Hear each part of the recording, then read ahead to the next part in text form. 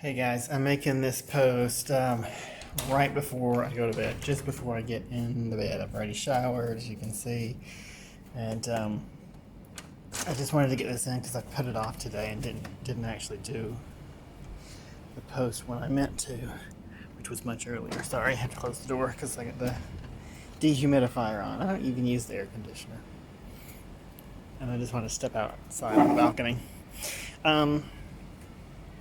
So today, not much happened again. I mean, it goes without saying, except that I got a news story on one of my news feeds today, my China news feeds, and I mean, it sounds like it's a good thing I didn't go back to China.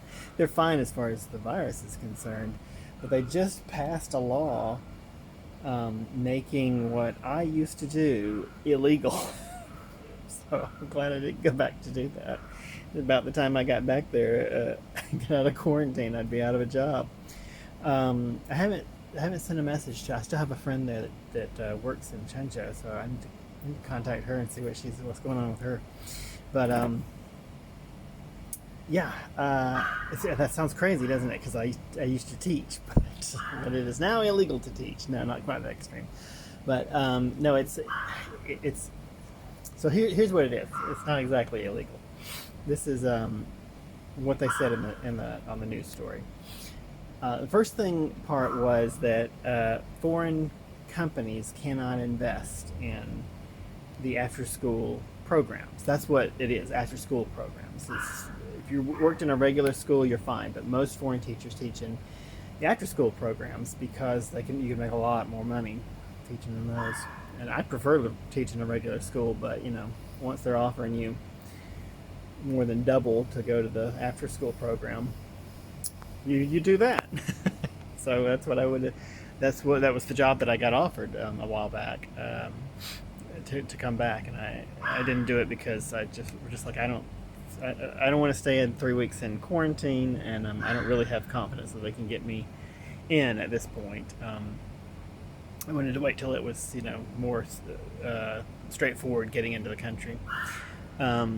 Anyway, but so the after-school programs, foreign companies can invest in them.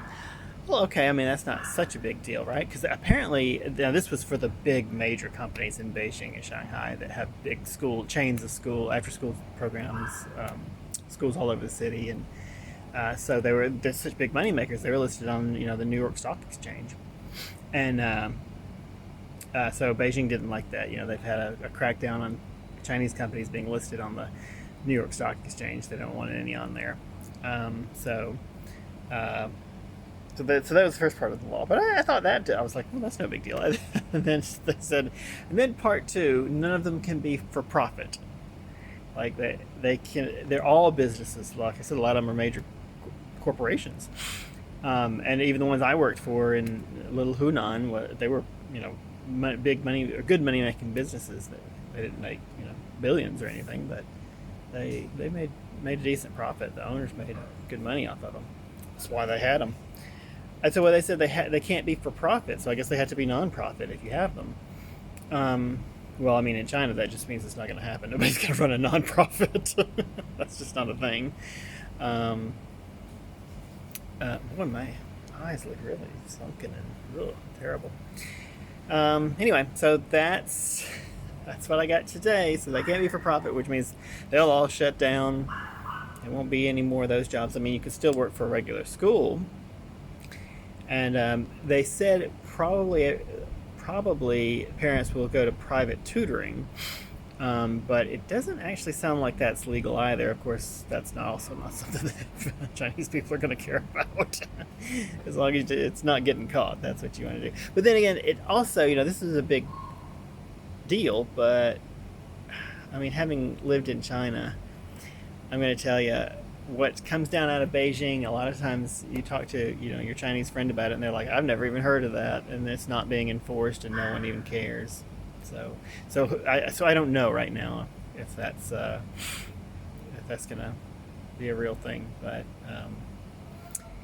I will keep you updated. But it was a crazy story in any case. All right, guys, that's it for tonight. Talk to you tomorrow.